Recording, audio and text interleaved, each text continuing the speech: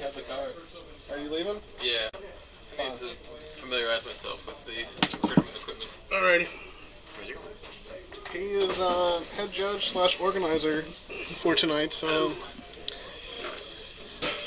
pre-release, and I am taking his place as commentator for the Zach Sells Magic stream.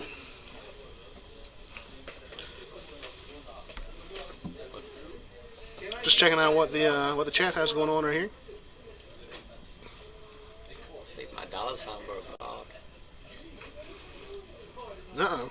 We already started. Alec, no man a dork on turn 1. Jeremy, showing him how it's done though. Planes into Soldier of Pantheon. Sylvan Caryatid. Yes, Sylvan Caryatid. Is that good? Voyaging Satyr might even come down here. Oh, it's the better one. But here's the speed bump you gotta go over. So he's already got the Nitgos. It's just like game over. Nope, there's 6 power. I will attack you. I will block, he says. He saw the line. Jeremy gets this false sense of security that he can flood the board against a deck that doesn't have sweepers. But as it stands right now, he could face down a turn 4 Polychronos that can then untap and wipe his board next turn. I think that's what we're seeing. Yep. So we need the Spear of Heliod here. This makes me sick. Like, Spear of Heliod or Brave the Elements. hey! Got there. Now what? Now we have to wait one whole more turn, as Alec's probably going to play Voyaging Satyr.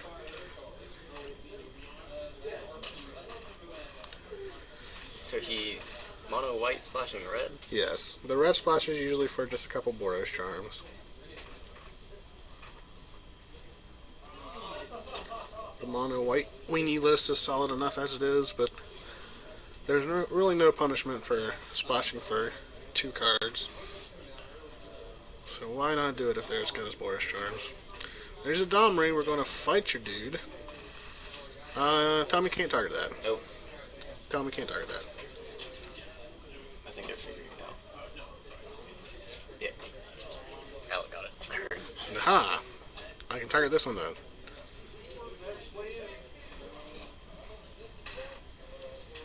We got it. We got it. Don't worry. I'm so good at this. Is he debating attacking with his defender? I think he is. Playing Elvish Mystic. Playing Elvish Mystic. So we got 1, 2, 3, 4, 5. We have 5 mana next turn regardless, so we can kill off one of these soldiers. Probably the one that's not going to get +1'd. So here comes a soldier for 4. Does he fly over and kill Domri? I think that's what he's thinking about. Or does he even care about Domri?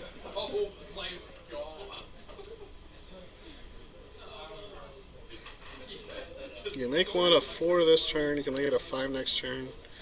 Yeah, it's a losing proposition just to try to build one up, I guess. But he's going to lose one of these next turn regardless if Polychronos goes monstrous. But we're planning on going long as we now have a 4/3 soldier.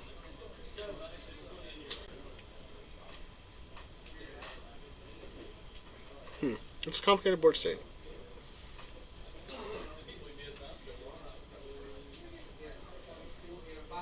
We'll attack your Ajani.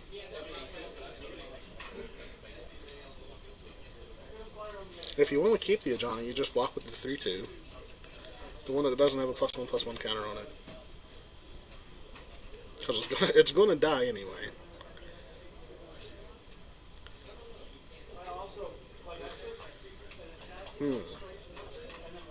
Oh, wow. That's fine. Oh, that's really good. He braved and pro-greened. So, in response, he's wanting to be debating on monstrosity. So we can activate for 4. Like, regardless, I don't know why Alec wouldn't have Just do it for 2. killed this one if he double blocks. And you just do it for 2, kill the... Yeah. That one. And then your dude doesn't die. Oh yeah, it does. It fights it. But no. Because it gets 2 counters. Yeah. Yeah, everything is right on this board set. Now it is. Except for the counter. Except for he's missing 2 dice on his Felucranos. But wow, Alec missed a prime opportunity to at least try to get the blowout. Every time I reach for the handle, they just figure it out. Watch this as whoops, we forgot our Domri activation. Oh well. There's a lot of things that happened that turn. You can't fault Alec for missing it, but still was a play that could come back to haunt him. It's a lot of lands from his deck. Gets more lands than the Ram deck. So we now have a 5/4. They can safely attack.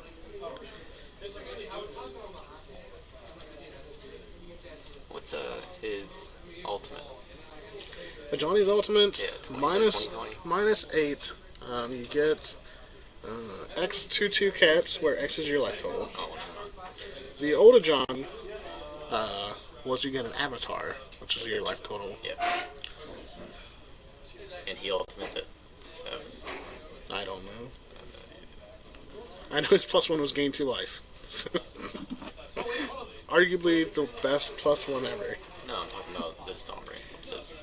Domri is at 7. Not Domri. This Johnny is at 8. Johnny. 8? Okay. Yeah, because he can come down on turn 2 and go to 5 loyalty. They made his ultimate cost a lot of loyalty counters. So now Alec in the position of do we kill this Johnny? Do we get after his life total? Because we can put him down to 14, make it a 3-turn clock.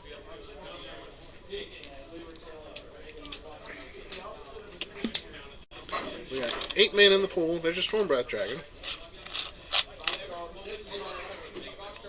Oh, so he switched decks. So wait a minute. How did we have 8 red men in the pool?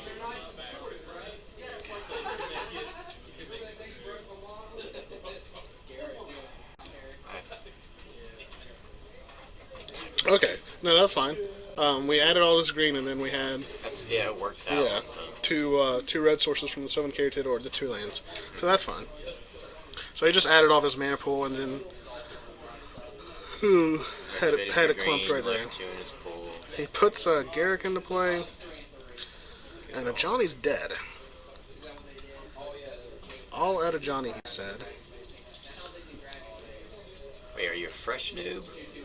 Or He is one fresh noob. a semi-fresh noob? He's like the fresh prince of noobs. How fresh are we talking? He just got out of the shower. It's not that hard to get into. Unless you want to play competitively.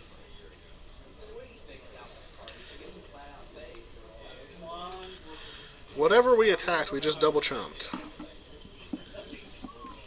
He could have been going after the Garrick or the Domri. But since Jeremy didn't play a land or a spell this turn, you have to assume that he either drew a land or has a Brave the Elements in hand. Or Boros Charm. Boros Charm would, well, no, if he wanted to kill that Domri, he could have Boros Charmed the face. I don't know how Jeremy's going to plan on winning this game. Like, if Alec forgets that, we can activate the spear to kill the Polychronos, then there's a big threat gone, and he did. Of course, he could just have another one in his hand. I see a Rorikthar in his hand. Unfortunately, that spear can't kill the Stormbreath Dragon as it's pro-white. There's a Rorikthar, and I don't know who it's going to help or hurt more at this point. Just stop paying attention. This game's pretty clearly over. He's still at... Oh no, he's at 13. But... Brave the Elements wanting to save. Nope. Jeremy at this point. Brave the Elements drops into 5. And then, he's just dead to the monstrosity. Stormbreath Dragon. And there's no way for him to get around this Rorthar otherwise. Well, he could play a Banisher Priest. And then Domri will fight it. Then Domri fights it. Yep, this game's over. Alright, moving on to game 2. They didn't get to know yet. Let's go ahead and see what's going on in the chat. Mootown going ahead and answering the fresh noob question. Pretty accurate there. Like you can use the Googles to check out some budget standard decks. You can also look up Magic formats to see which one you actually want to get into. Standard isn't the only format, nor is it one where investing money will get you good return on your investment in the long term. But once we see Alec, Alec doesn't like to reveal off of his Garrick +1. He just likes to look at the cards himself, and then puts them, and then just shoves them on the bottom. I have no idea. Like, I'm not even watching this game at this point. I can't follow this tech when Alec plays it. Jeremy missing life gain on Soldier. I don't know if that's relevant. We're going to go ahead and talk about the relevant cards, which are the Stormbreath Dragon, this Rorthar, which actually has Vigilance, and the 6/6 Scavenging Ooze that's facing down a mighty army of 2/1, 1/1, 2/2, and 4/3. All getting +1/+1 from the Spear too.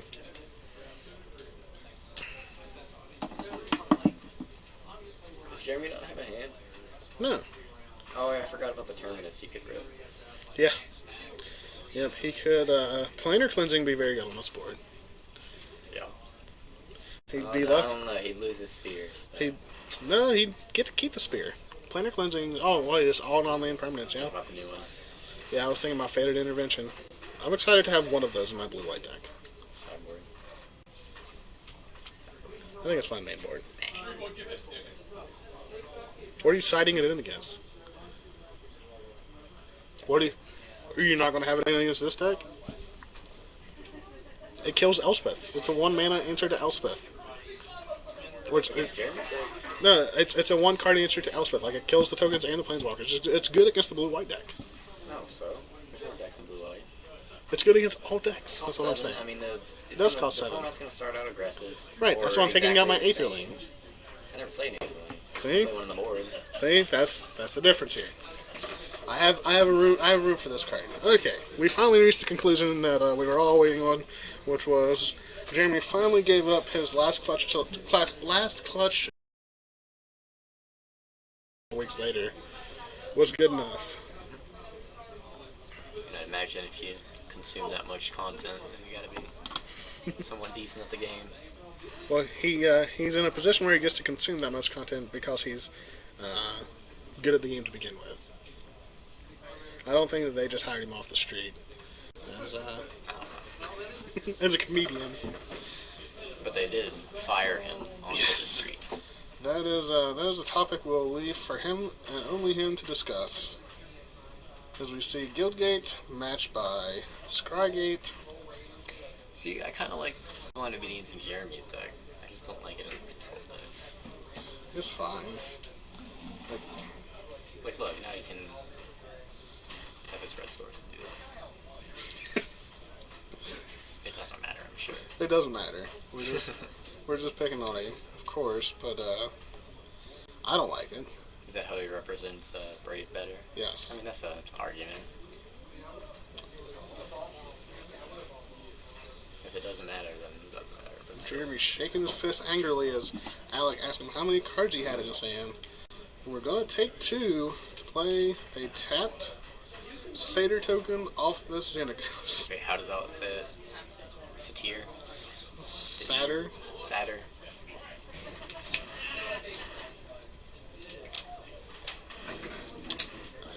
So he now has 2 Satyrs in play in his Satyr tribal deck. And Jeremy, look at the power of this Blind Obedience. It's going to deal a total of 3 damage. 1 from the Extort trigger,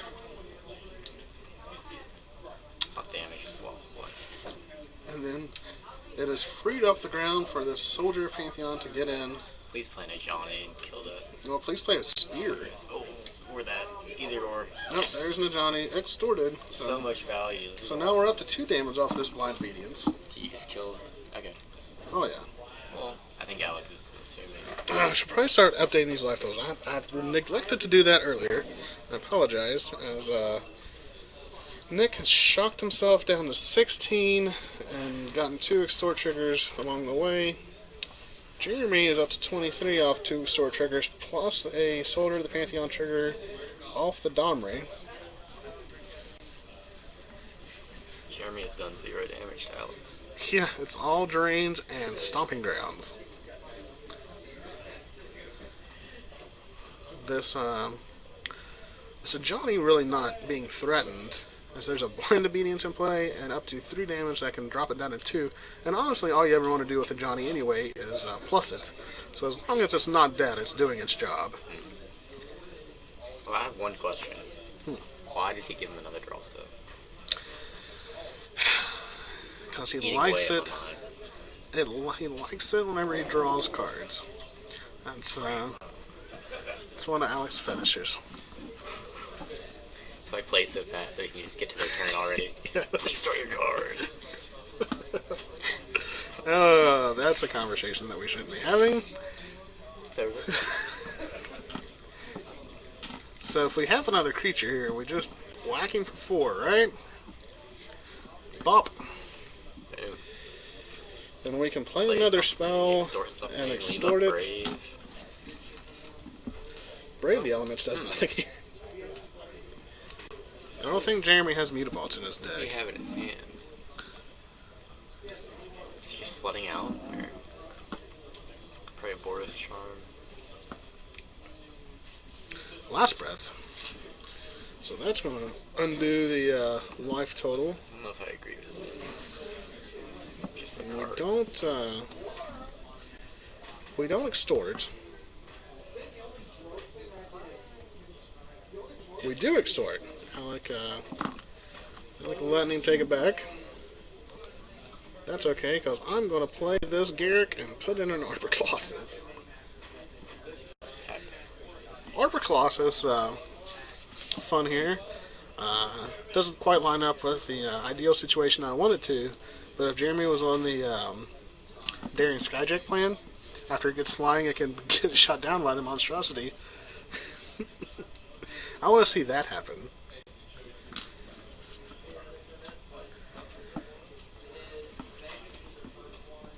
So we take down the Garruk.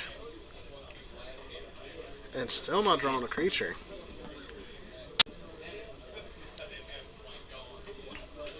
See, I don't think Last Breath is good against Alec's deck anyway. No, I usually take mine out.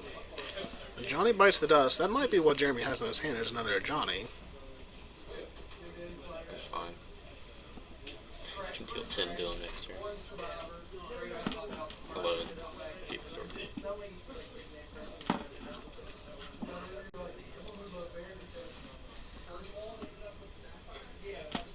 Why didn't he block the blank Satyr with his Soldier? Well, first of all, that's your warning to not use salty language. And second of all, it was tapped from attacking. As we see Alec make a lot of mana, play a Garrick, and plus it. Reveal half the cards.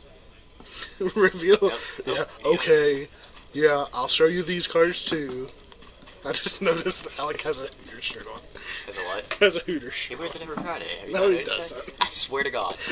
I swear to God. Ask him. He wears it every Friday. Every Magic event he goes to, I've seen him wearing a Hooters shirt. So, we have the Chump Walker back to save our Garrick.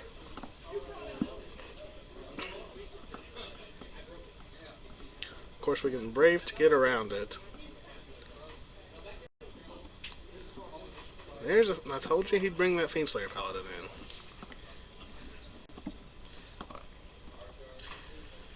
Gets around burning trees. Can block all the dorks. But just gets brickwalled by,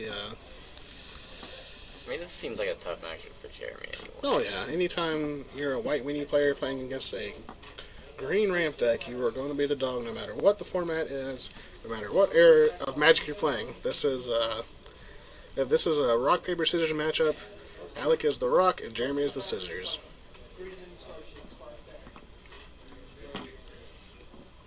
And he's not had the sequence of cards. Like, this would be the game to have all your 1/1s or all your 2/1s and your Brave the Elements, as only now Alex found a Pelucranos. We saw the Sullen Caryatid trump the Soldier. Alec going to make a lot of mana, maybe kill some dudes. Nope, play all these dudes. Going to go ahead and eat my Caryatid.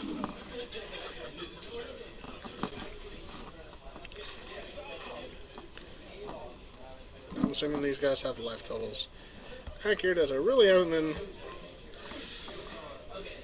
paying that much of attention.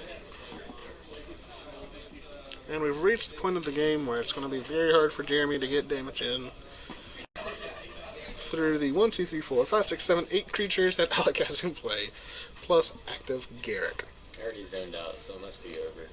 Why are you even in here?